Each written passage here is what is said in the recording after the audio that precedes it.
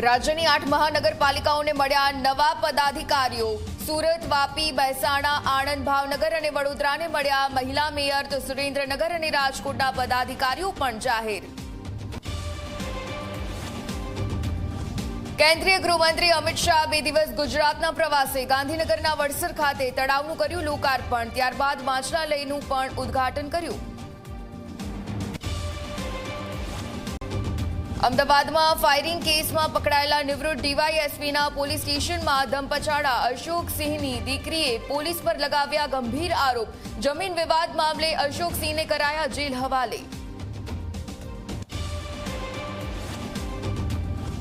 Social media influencer રોનિશાએ આપઘાતનો કર્યો પ્રયાસ। Mental ટોર્ચરના આરોપ સાથેનો વિડીયો પોસ્ટ કર્યો। હાલ જમ્મુની સરકારી મેડિકલ કોલેજમાં રોનિશા સારવાર હેઠળ।